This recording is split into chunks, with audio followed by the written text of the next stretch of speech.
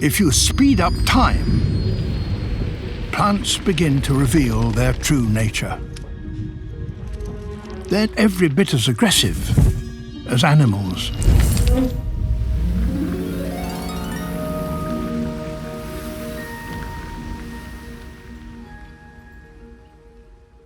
We're going to talk about the making of Kingdom of Plants, the Kingdom of Plants with David Attenborough, the VR series, which takes you through the kingdom, through various different parts of the kingdom. So you get to meet the traders, you get to meet the carnivores, you get to meet the beautiful Queen of the Night.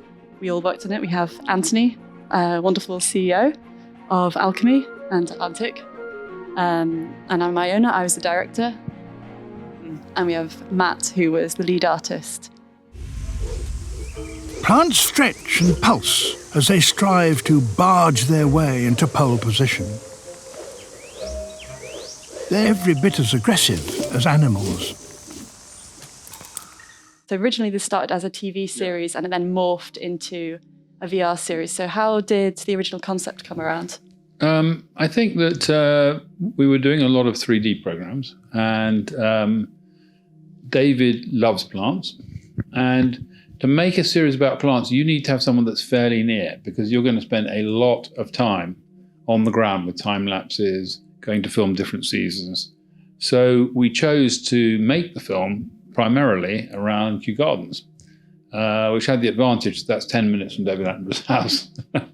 But no, I mean, the amazing thing about it was that we realized, using the 3D cameras, that we could capture things that really genuinely nobody had seen before. I mean, what plants do, how they move, how they grow, how they interact with each other, is just a world we never really get a chance. And in 3D, it's just mind-blowing. Yeah, you got to really capture that sort of sitting in a flower as it blows open. Especially with the novel invention of the camera rigs that Atlantic developed, so that as if you were miniaturized, which were really incredible, I felt. Yeah, I think it was those miniaturized things that really brought the series alive, because it's that detail of going inside a plant, or even the plants fighting, which we didn't really seem to know that happened. That's what's very exciting.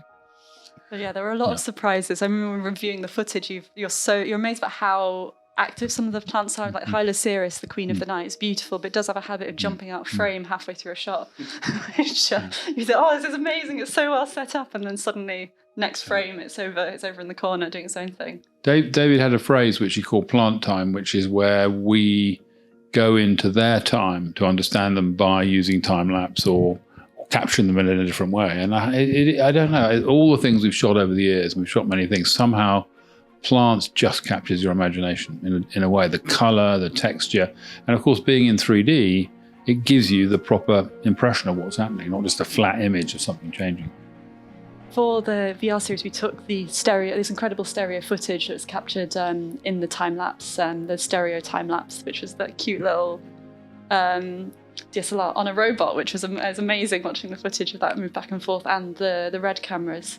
And then the challenge was to translate that footage and the original TV concept, which was was it 3 hours worth of footage, into something that suited VR a lot more, which was actual short form content. Rich Lester, who's our wonderful editor, came in and he did a really amazing job of really making these concise stories. Pacing's really hard in VR sometimes. Yeah, cutting's difficult, isn't it?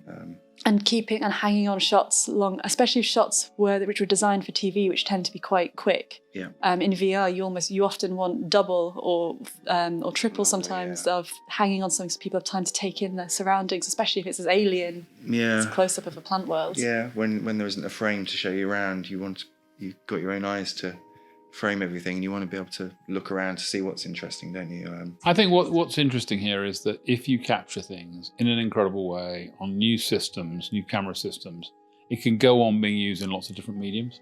There are very few times, however, that works. But here we were shooting in Kew Gardens and around the world. We were shooting in such amazing resolution that just carries literally into the VR medium, doesn't it? So well. It does, yeah.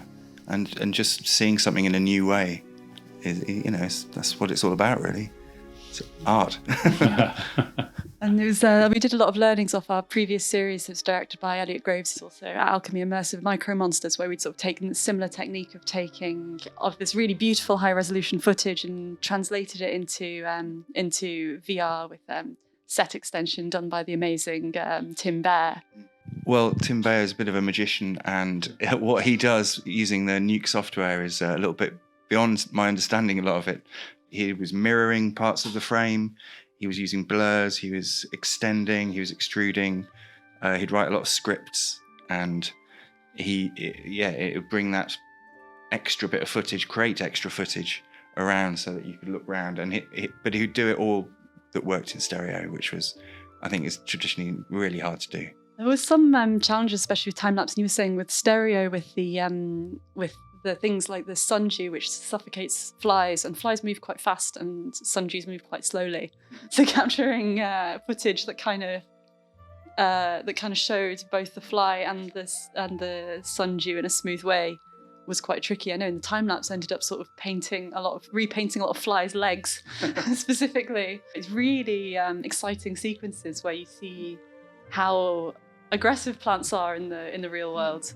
Something that was that throughout this series we really created was a sense of a kingdom, and we really want to bring it to life as a kingdom with characters, and so show how they all work together. And it wasn't a place, which sort of exists without each other. It's a sort of interconnected system, and this obviously came through in the title and the original story. But we also it was also a big part of like the intro sequence, trying to create this cathedral, which was designed initially by designer Steve George, and then Matt ran away and turned it into this incredible 3D environment where you rise from underground into this sort of magical kingdom.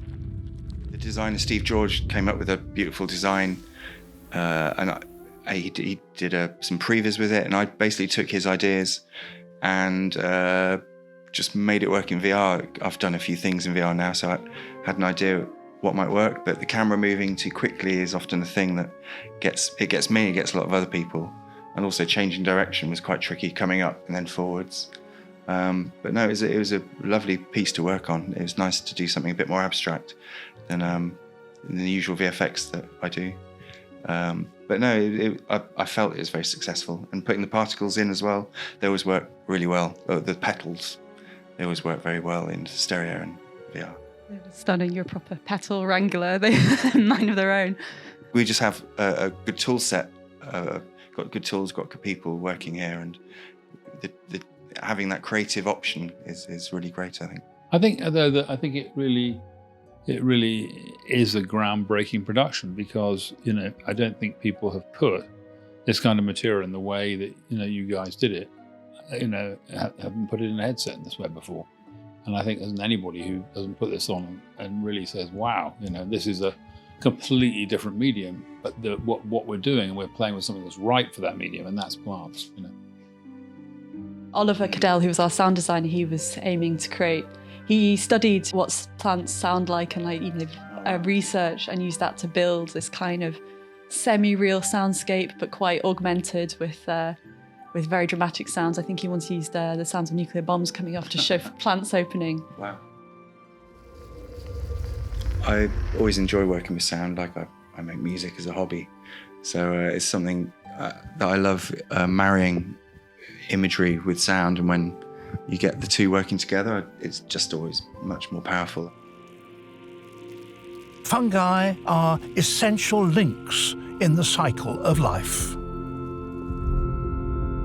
There's nothing more important on this planet than plants, if you take away trees and plants, to our life on this planet. And so it's vital that you get people to understand them. And the way to understand them is to entertain and to understand, and then people care about them. And I think, there just isn't anything that's more important. So that's exactly what we should be making VR experience about right now.